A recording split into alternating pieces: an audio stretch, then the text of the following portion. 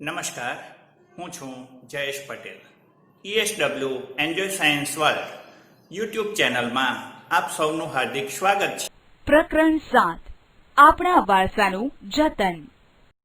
વિશ્વમાં ભારત અનોખું સ્થાન ધરાવે છે. જ્ઞાન, વિજ્ઞાન, ધર્મ, સંસ્કૃતિ અને કલાના વિવિધ ક્ષેત્રોમાં ભારતનું મહત્વનું પ્રદાન રહ્યું છે. ભારત સમૃદ્ધ અને બેનમૂન વારસો ધરાવે છે. આપણો વારસો ભારત વર્ષની પ્રાચીન ગરિમાને વ્યક્ત કરે છે. તેથી આપણા ભવ્ય વારસાના જતન અને સંરક્ષણ માટે આપણે સૌ કટિબદ્ધ બનીએ તે આજના સમયની માંગ છે. સાંસ્કૃતિક વારસાના સંરક્ષણની આવશ્યકતા. ભારતનો વારસો વૈવિધ્યપૂર્ણ છે. સાંસ્કૃતિક વારસામાં સાહિત્ય, શિલ્પ સ્થાપત્ય, વિવિધ કલાઓ અને પ્રાકૃતિક વારસાનો સમાવેશ થાય છે. કુદરતી કે માનવ સર્જિત પરિબળો દ્વારા તે પ્રતિકૂળ અસર પામી રહ્યો છે. તેનું સંરક્ષણ કરવું ખૂબ જ જરૂરી છે. વારસો દેશના લોકોને ગૌરવ અપાવતો હોવાથી દેશની પ્રજા પોતાની ઓળખ વારસા સાથે જોડી તેને આદર આપે છે, જેથી તેના વ્યવસ્થાપન માટે હકારાત્મક દ્રષ્ટિકોણ કેળવવાની જરૂર છે. લુપ્ત થઈ રહેલી કલાઓ, સ્થાપત્યો વગેરેનું સંરક્ષણ કરવું જોઈએ, જેથી આવનારી પેઢીને પોતાના પૂર્વજોએ કરેલા ગૌરવપૂર્ણ કાર્યોની પ્રેરણા મળે. આપણા વારસાના જતન પ્રત્યે આપણે જાગૃત નથી, તેમજ આપણી બેદરકારીના કારણે વારસાને આજે નુકસાન થઈ રહ્યું છે. તેથી વારસાનું સંરક્ષણ આજે આવશ્યક બન્યું છે. સાંસ્કૃતિક વારસાના સંરક્ષણની અનિવાર્યતા. વારસો એ દેશની ઓળખ છે. તેની અવગણના કરનાર રાષ્ટ્રનું કોઈ ભવિષ્ય હોતું નથી, કારણ કે વારસો આપણા માટે માર્ગદર્શક હોય છે. ભૂતકાળમાં આપણે જે ભૂલો કરી છે તેને વર્તમાનમાં સમજીને ભવિષ્ય માટેની યોજના અને વિકાસની દિશા નક્કી કરવામાં વારસો આપણને પથદર્શક બને છે. દેશમાં નવી ચેતનાનો સંચાર કરવામાં વારસો ખૂબ જ ઉપયોગી છે. દેશના સાંસ્કૃતિક અને પ્રાકૃતિક વારસાના સ્થળોને થતા નુકસાન કે વિનાશ પ્રત્યે દેશના લોકોમાં જાગૃતિ આવે તે અનિવાર્ય છે. વારસાના જતન માટે માત્ર સરકારે જ નહીં, સામાન્ય પ્રજાએ પણ પોતાની ભૂમિકા નિભાવવી જોઈએ. વારસો એ દેશની પ્રજા માટે આદર્શ હોય છે. તેથી તેને નષ્ટ થતો અટકાવવો જરૂરી છે. વિદેશી પ્રજાઓના આક્રમણ અને આપણી સજાગતાના અભાવને લીધે આપણા વારસાને ભયંકર નુકસાન થયું છે. તેની જાળવણી કરવાની સરકાર તથા સમસ્ત પ્રજાની નૈતિક ફરજ રહી છે. પર્યટન ઉદ્યોગ અને આપણો વારસો. યુનેસ્કોએ ભારતના ઘણા પ્રાકૃતિક અને સાંસ્કૃતિક વારસાના સ્થળોનો વૈશ્વિક વારસાની યાદીમાં સમાવેશ કરેલો છે.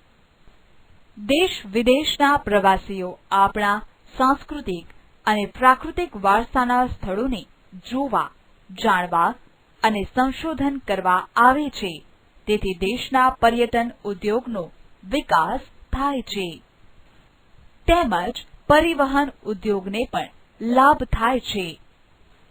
પર્યટન ઉદ્યોગ જે તે રાજ્યને આર્થિક લાભ કરાવી આપે છે તથા લોકોની સાંસ્કૃતિક કલાઓ, પરંપરાઓને વિશ્વ સમક્ષ પ્રગટ કરવાની તક પૂરી પાડે છે. ઉપરાંત સ્થાનિક લોકોને રોજગારી મળે છે અને લુપ્ત થતી કલાઓને નવજીવન મળે છે. શૈક્ષણિક ક્ષેત્રે પર્યટન ક્ષેત્રના અભ્યાસક્રમોનો વિકાસ થતા પર્યટન માર્ગદર્શક, ટુરિઝમ ગાઈડનું સ્વતંત્ર વ્યવસાય વિકાસ પામ્યો છે. વિદેશી પર્યટકો આવવાથી વિદેશી હુંડિયામણ ભારતને પ્રાપ્ત થાય છે અને ભાતીગળ સંસ્કૃતિની ઓળખ વિશ્વ ફલક ઉપર કરાવી દેશની આગવી પ્રતિભાને ઉજાગર કરે છે. સાંસ્કૃતિક વારસાના સ્થળોની આસપાસ પાકા રસ્તા, રેલવે, પાણી, સંદેશા વ્યવહાર વગેરે સુવિધાઓ વિકસે છે. પર્યટન ઉદ્યોગને લીધે ફોટોગ્રાફી, ઘોડેસવારી, નૌકા વિહાર જેવી પ્રવૃત્તિઓને પ્રોત્સાહન અને ફેરિયાઓને રોજગારી મળી રહે છે. ભાતીગળ સંસ્કૃતિ, સ્થાનિક કલા કારીગરી તથા તેની વિશેષતાને એક મંચ મળી રહે છે. વારસાની જાળવણી અને સંરક્ષણ માટે થયેલા પ્રયાસો. પ્રાકૃતિક વારસાની જાળવણી અને સંરક્ષણ માટે થયેલા પ્રયાસો નીચે મુજબ છે. ઈસવીસન 1952માં ભારત સરકારે ભારતીય વન્યજીવો માટે બોર્ડની રચના કરી. એ અનુસાર વન્યજીવોના સંરક્ષણ માટે સાધનો પૂરા પાડવા રાષ્ટ્રીય ઉદ્યાન, પક્ષી વિહાર અને પક્ષી ઘરોના નિર્માણ માટે સલાહ સૂચનો આપવા તથા વન્યજીવોના સંરક્ષણ પ્રત્યે જાગૃતિ ફેલાવવાનું કાર્ય કરે છે. ઈસવીસન 1972માં વન્યજીવોને લગતો કાયદો અમલમાં આવ્યો છે. એમાં રાષ્ટ્રીય ઉદ્યાનો, અભયારણ્યો અને આરક્ષિત વિસ્તારોનો સમાવેશ કરવામાં આવ્યો છે. દેશમાં નવા રાષ્ટ્રીય ઉદ્યાનો અને અભયારણ્યોની સ્થાપના કરવામાં આવી. વારસાની જાળવણી અને રક્ષણ માટે દેશના કાયદાઓને વિશાળ પરિપ્રેક્ષ્યમાં મૂકવામાં આવ્યા છે. લુપ્ત થતા વિશિષ્ટ છોડવાઓ અને પશુઓને બચાવવા તેનો વિનાશ રોકી શકાય તે માટે કડક કાયદા બન્યા છે.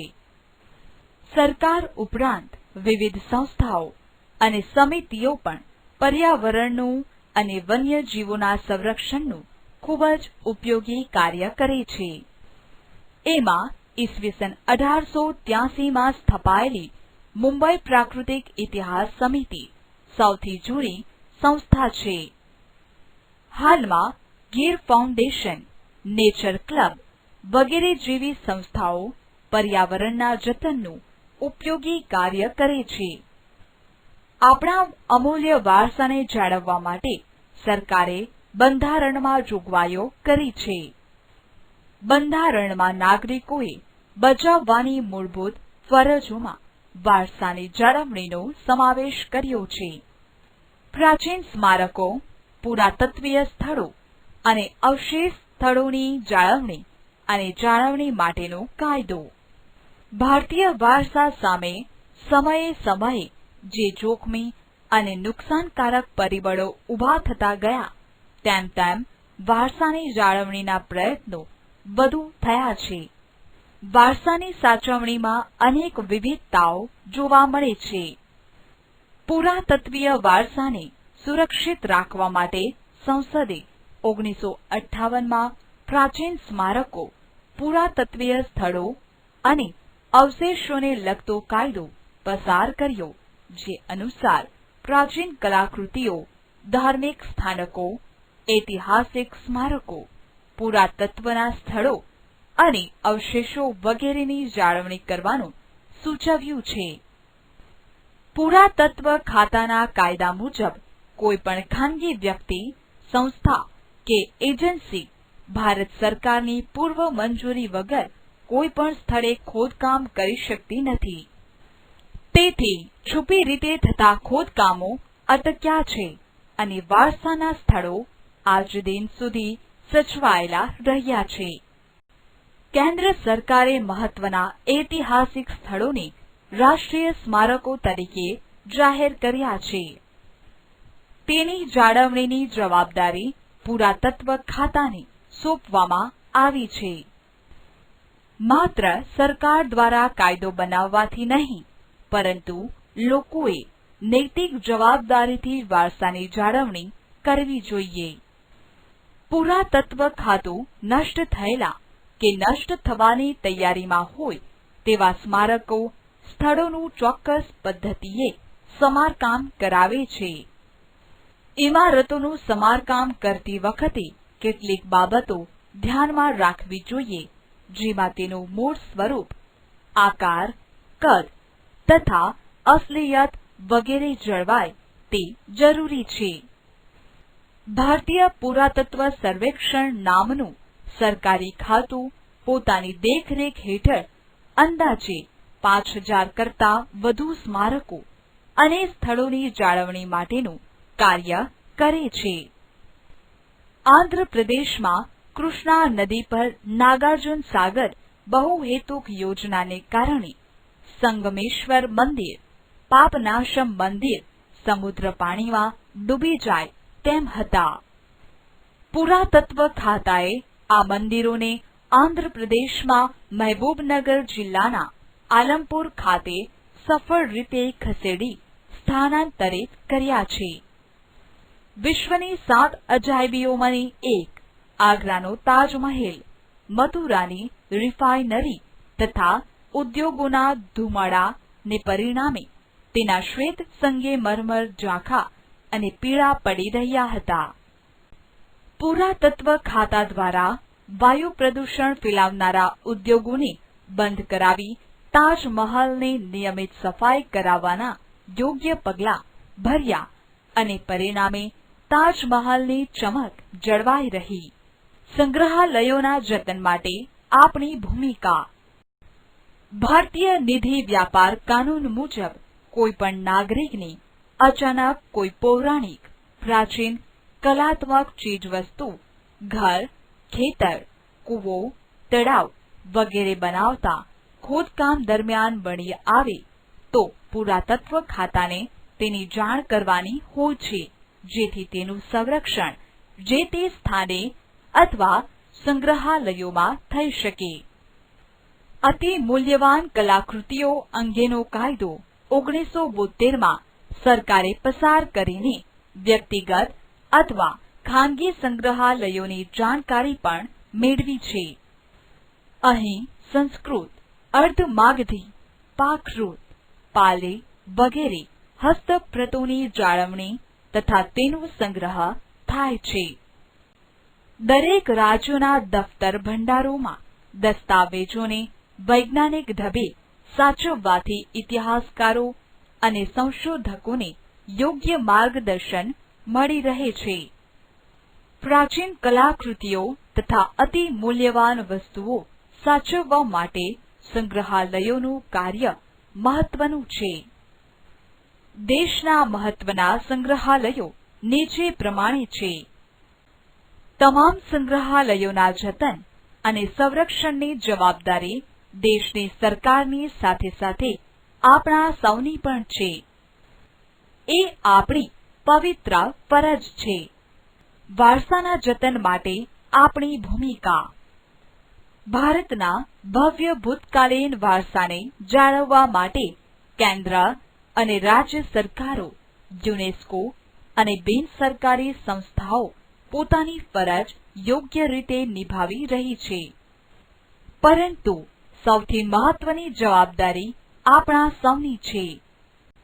શાળા કોલેજોમાં શિક્ષકો વર્ગખંડમાં ભારતના ભવ્ય વારસાનો પરિચય આપે.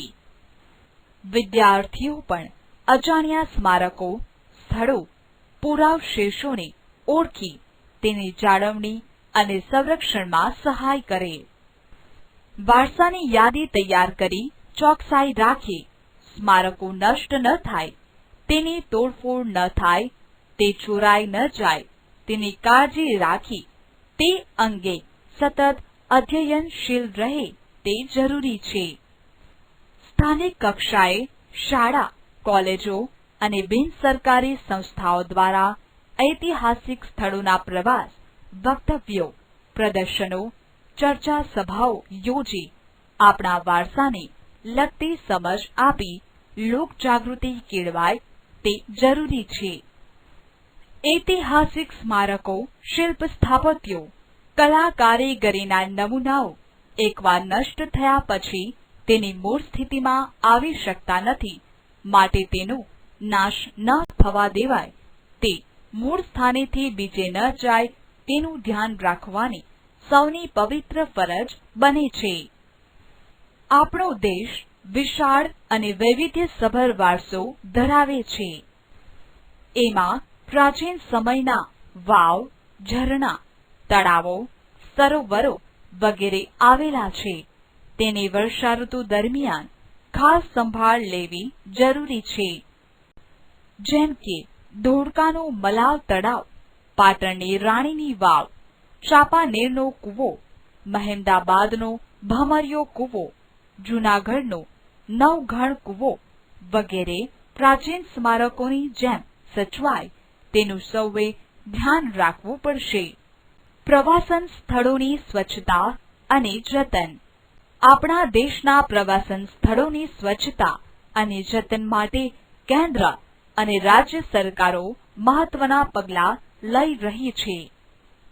એના પરિણામે પ્રવાસન સ્થાનો પર સ્વચ્છતા અને ચોકસાઈથી જતન માટે વિશેષ આયોજન કરવામાં આવ્યું છે.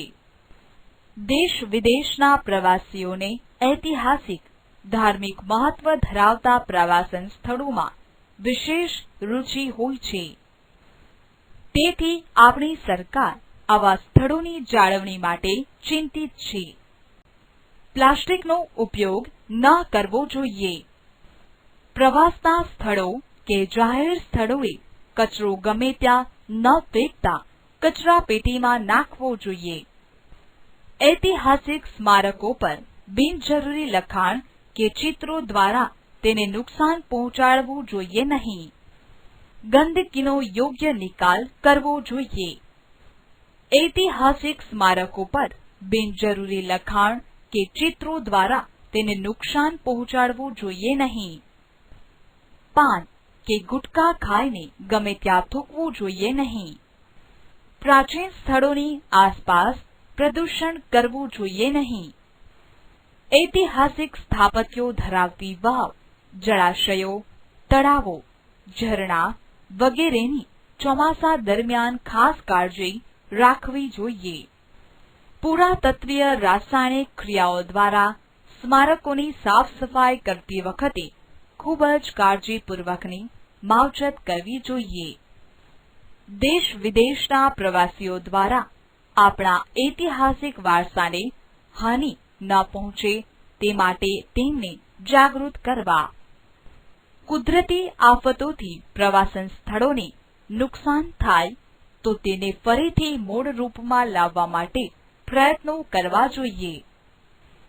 આપણે સમજવું પડશે કે પ્રવાસન સ્થળોનું સૌંદર્ય, સ્વચ્છતા અને જતન આપણા દેશને વિશ્વમાં ખ્યાતિ અપાવે છે તથા દેશને સમૃદ્ધિ બક્ષે છે.